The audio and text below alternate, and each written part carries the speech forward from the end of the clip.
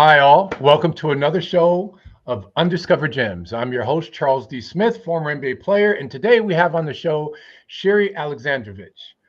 Her company is called New Beginnings Wellness Centers, located in Worcester, Massachusetts. Sherry has more experience than I think all of us combined listening on the show today. She's got over 40 years of real-time, real-life experience and also two master's degrees, one in clinical psychology and the other in children and adolescents. We're here to talk about mental health. That is a topic that is running rampant through our country, and Sherry's going to give us a lot of information that we need to know and how this industry is moving today and what direction it's going. Sherry, welcome to the show. Thank you very much. Thank you for having me. So, Sherry, tell us, how did you get into this industry and all this experience that you have? So my desire to be in this industry was really just from growing up in an environment where there was not access to services, and also kind of coming from that traumatic background myself. And so I was emancipated youth at 15. And from those experiences moving forward is really the reason that I became interested in helping other people. I hadn't really gone into it with the expectation of starting a behavioral health clinic, and that kind of just morphed into the size that we are today, based on trying to meet the needs of the community. We've been open for 11 years, and this year in 2026. Well, I don't want to be too presumptuous with our audience, but emancipated at 15, what does that really mean and why did that happen? So what that means is the court had deemed that I was mature and responsible enough to have my own apartment. So I was removed from my home, just based on a number of different traumatic experiences and having parents that were mentally unstable and really weren't able to take care of me. And, so with the help of, some people that I was with at the time, my teacher, my therapist, had really helped me to become emancipated and be able to, move out of my parents' house. And back, I mean, we're talking 45 years ago. It's a very different time than it is today. And so, went to the judge, was emancipated, meaning that I was then given custody of myself. And so I had my own apartment, my junior and senior year of high school, and was able to work and go to school and, be able to graduate with honors, actually. And then, the goal was to go on and be a pediatrician. Life took a different path for me. I ended up having children. I've raised 4, and I'm currently raising my 5th. I've adopted my grandson, who's 11. Oh, nice. And how's he doing? He's fantastic. He is Great. fantastic. Big basketball Great. fan. Absolutely loves it. Nice. Well, Sherry, so, one thing that has been talked about that's a big issue today is the fact that there are so many people today that are in need of mental health care, from just the smallest services of young adolescents just frustrated with life and not knowing who to turn to and what to do, to people that have been diagnosed with mental health in other areas of life. Where did all of this come from? Is it new? Has it always been here? Where did this epidemic come from? So I think it's always been here, and it's certainly gotten progressively worse, especially since COVID. I would say that we have seen our numbers and our wait list grow, incredibly high since 2020. I think that now that we're post-COVID, we have so many things that have happened. The isolation, people lost jobs, working remote, not being able to have access to daycare, childcare. I think educationally, there was a large chunk that was missing that people weren't able to get being in person. First, second, third year of colleges were done via Zoom. The same thing for high school students. I think the biggest piece of that was socialization and connectivity. And that's where we're seeing this epidemic today, is with the isolation piece of it, because people weren't out socializing. And they lost a large chunk of what that was, to be able to go out and be able to talk with other people and connect with other people. And I think trust other people as well. I think a large piece of it, and it's not specific to mental health, but I think globally, is that there were so many people that were scammed out of money, that the trust issue has become huge now in 2025, where we're not trusting that other people's causes or other people's intentions are necessarily genuine, because we've had, a lot of us have had such negative experiences over the 4 years that we were really in this epidemic, that is COVID. And so I think as we're coming out of it, and the world is kind of trying to get back to what is the norm for today, people are really struggling with not having that fundamental communication, that ability to be able to go out and interact with other people, in socialization piece of it, trusting other people's, honesty and genuineness, I think is really difficult as well right now. Mm. And I think also social media brings awareness to this, because if you wanted to go on and search mental health, you Hmm. have more than enough scenarios and situations and people in Right. life that are just struggling, just trying to make it day to day, living Right. check to check. There's so much Hmm. frustration out there that people are not handling it that well, and they're just trying to Right. toe the line just to keep it together. But Hmm. let's talk about one aspect of this. With this industry being somewhat in epidemic form, where are all the professionals that are Hmm. able to service the industry, and what's happening to the access of these professionals? One of the things that we're coming across at New Beginnings itself is that it's really challenging to get really good trained clinicians that are coming out of college that want to come into this field. I think that because a lot of people, including providers and therapists, are also struggling with their own mental health Hmm. scenarios. And it's really Yeah. hard if we don't have support for ourselves. How can we then support other people? And a large part of what we do at New Beginnings is we put so much focus on that work home life balance, and the Hmm. importance of being able to, for ourselves, even be able to get services and get into therapy, but also as an agency to support the mental health providers for additional funding, being able to help them with their tuition reimbursement at the end of the year, to be able to help with additional trainings, with licensure, being able to have access to 401k, retirement options, in health insurance. Those Hmm. are all things that industry wide aren't typical things that fee for service or contracted providers have access to. And I think that that's a large barrier, because if we're working 40, 50 hours a week, and if our Wow. agency that we work for doesn't offer the same types of benefits that Hmm.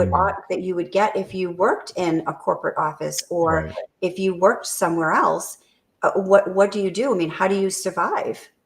Right. It makes it really challenging. Hmm.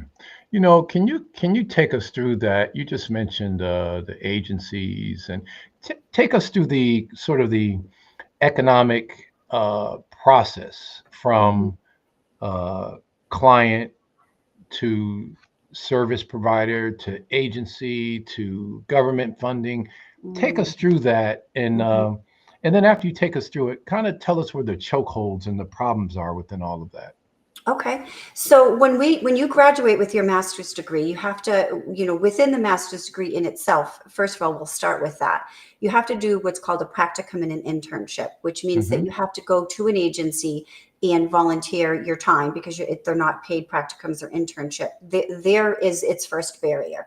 So you have to give 10 to 20 hours a week of your time in order to acclimate and have this as your learning tool in order to graduate with your master's Can degree. I interject right there Yep. for a second? How Mhm. long do you have to spend at that 10 to 20 hours a week? How long is that? So every college is different. It's typically a number of hours versus a longevity Okay. time piece of it. So your practicum, there's 100 hours, and then your second one, there's 300 hours, and then you have a 600 hour internship, which is face to face.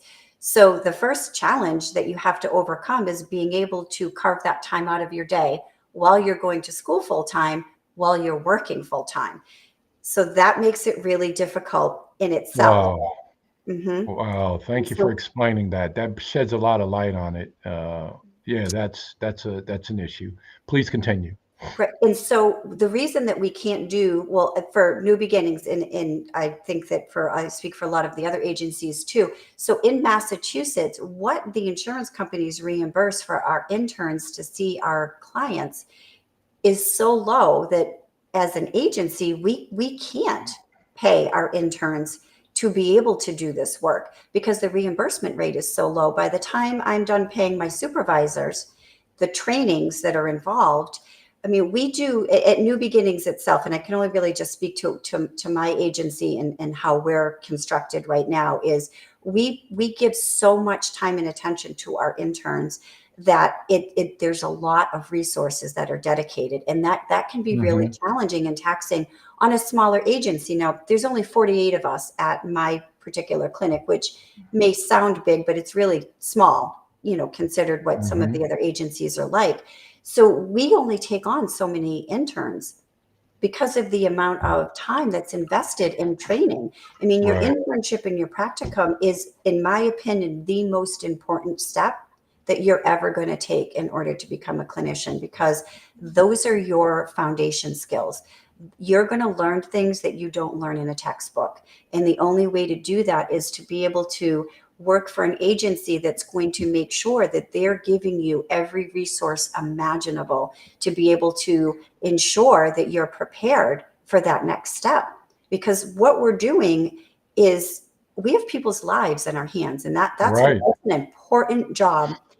And so, I started an internship program about 6 or 7 years ago because I found that it was getting really frustrating to when I'm hiring people that they didn't have that fundamental skill. They didn't get that training. And that makes it really difficult because when you graduate, essentially with or without the practicum and internship, you can get hired to become a clinician.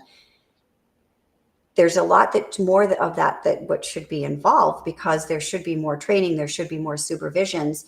So I think that's its first barrier. And then once you finish and then you graduate, now you need to make sure that you're setting yourself up into an agency that isn't going to flood you with more clients than you can handle.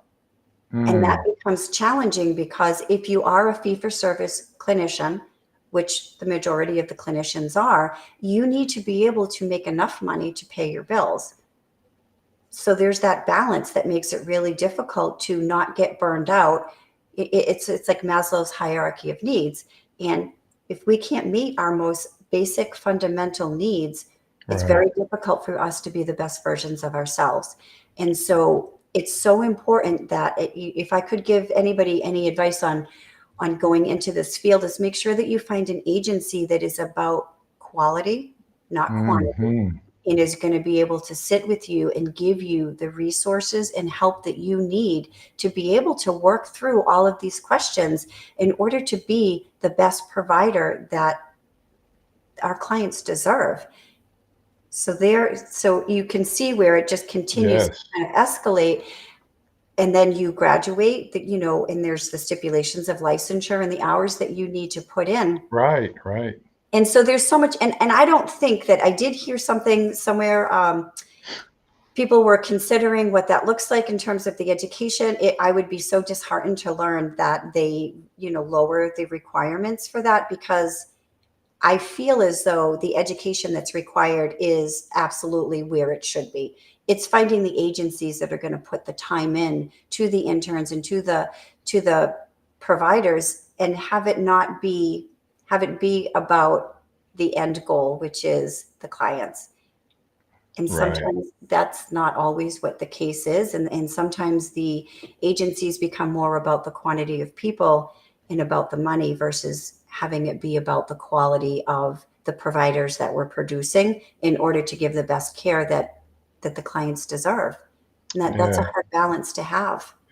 Yeah. It's unfortunate. What I'm hearing is on every chain at each each link in the chain, there could be a sense of burnout every Correct. step of the way. The volunteering, even the agencies, you can start your agency and you can have, the most pure intentions to help Hmm. people, but if you're not bringing dollars in the door, Right.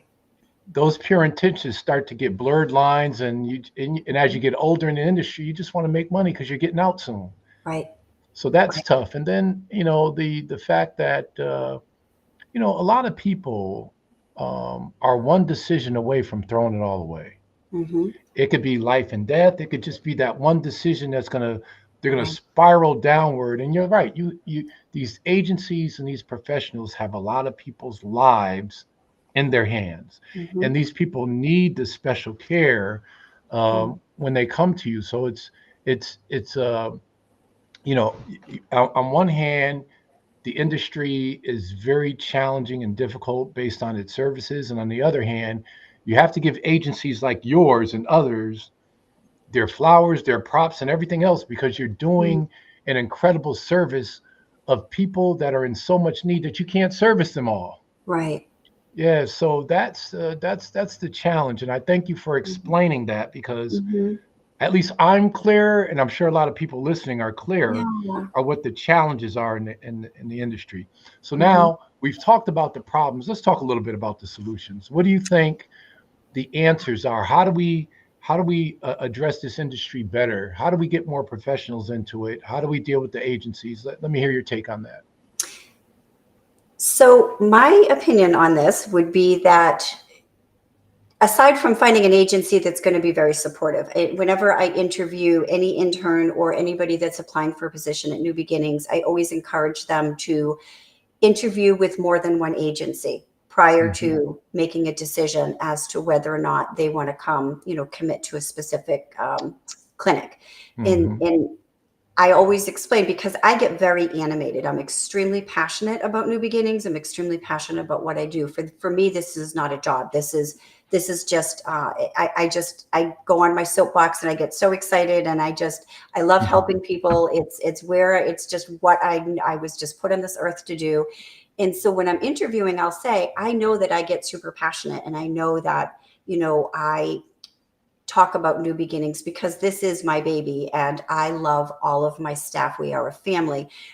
But it's important that everybody go and interview with a bunch of different places to find the right niche because where you start off is going to either be a positive or a negative experience. And we Right. want it to be a positive experience. So first and foremost is do your homework. Make sure that you're going to attach yourself to an agency that is going to support you, going to give you the supervision that you need, and not just kind of throw you to the wolves, so to speak. Sure. Another part of it too is find an agency that is really committed to the quality of the service that they're giving. For New Beginnings, we've been open 11 years, and through trial and error and a lot of different ways of looking at things, I've been able to create a structure. And I'm not saying that we're perfect because we're certainly not, but I've created a structure that my fee for service clinicians can make top dollar. So it's what, fee for service, you're not salaried, you work the hours that you want, you have that flexibility, you're Hmm. getting the money that you need to pay your bills. But in addition to that, you're also getting your sick time, you're getting your vacation time, you get a 401 Mm. company match. I pay 50% of your health insurance, whether Oh it's an wow. individual plan or whether it's a family plan. I do a profit share. I do tuition reimbursement every year. I reimburse for my providers' licenses. Every year we choose a training opportunity that we go to. Last year we did EMDR, which is it's a really intensive type of therapy that's focused on eye movement versus talk therapy. And that training in itself is $3,000 a person. I sent 5 people last year. I sent 5 people this year. So just attach yourself to an agency that's committed to making sure that you as a person, as an employee, is respected and you can come back and get what you need. Sure. Like you had said, we're getting older. And If we don't have a 401k, we don't have a retirement plan, Right. if we're sick and we can't take a day off because we don't have the sick time. I mean, the mortgage companies, it's like anything, right? You can't just call the mortgage company and say, well, I had a bad week, I can't make my payment this week. There needs to Right. be, Right. a way to ensure that your needs as a provider are being met. And that comes from making sure that you're working for an agency that's going to support that. They're going to ensure that you can be as successful as you can be in order to meet the needs of the community. And that's something that you don't find very often.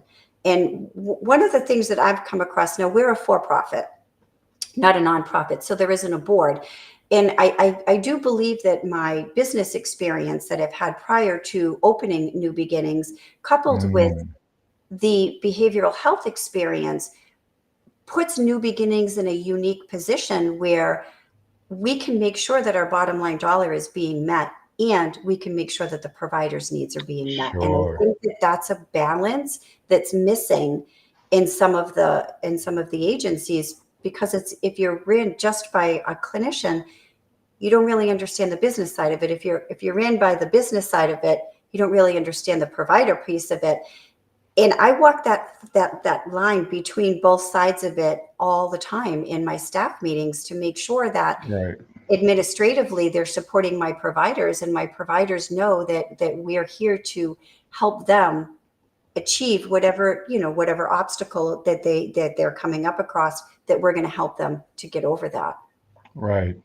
I don't know whether you've assessed this question I'm about to ask you, but it sounds like you may have impacted the industry by putting a lot of people out there to start their own business, Mm, to go to other agencies and help build them up.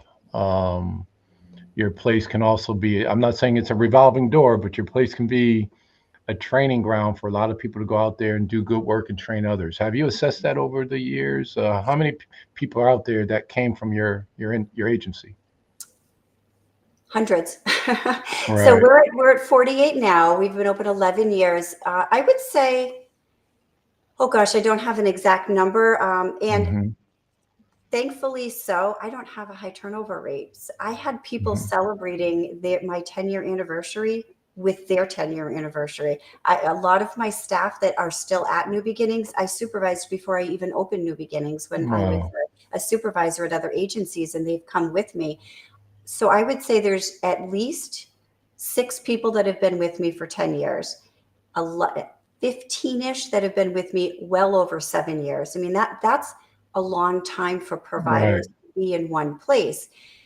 We don't have a high turnover rate because I offer all these opportunities for growth.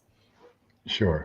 So the trajectory, you graduate, you become your clinician, you do your 2 years and you get licensed. And then, a lot of people will go on and either start their own agency or start a group practice or a private practice. So, and I had assessed that that's where I was losing some people. And so I opened a group clinic about 4 years ago, New Beginnings Group Practice. And I don't hire for it. It's only for my internal people who want to go over to the group practice. And it's just a different sector. It's a different type of health insurance. Sure. New Beginnings is Mass Health, which is a state funded insurance, and that's by design. That's the population that's super important to me. That's who we service. So when you graduate and you go on to private practice, it's more of the commercial Hmm. sector. It's just a different clientele that you're working with, a different set of requirements, different insurance requirements, things like that. So I created this group practice so that my clinicians have a place to grow. Every one of my supervisors have been with me either since their bachelor's when they were a mentor, or since they were a practicum student as their master's, and they have worked their way through and become licensed, had a few years under their belt, and are now my supervisors. So I love the fact that we have that longevity, and we all have been taught in the same way. Right. Right.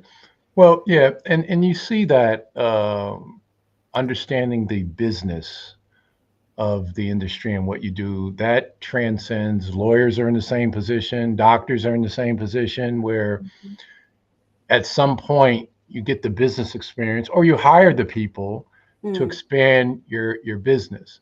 My question is, do you mentor a lot of the people on the business side? Because you've had so much experience, you can make it look easy, and people can think that they can do what you do Mm, until you start peeling that onion back, and they're like, "How does she do this?" And it's a they get lot. out there, It's a right? lot. Right.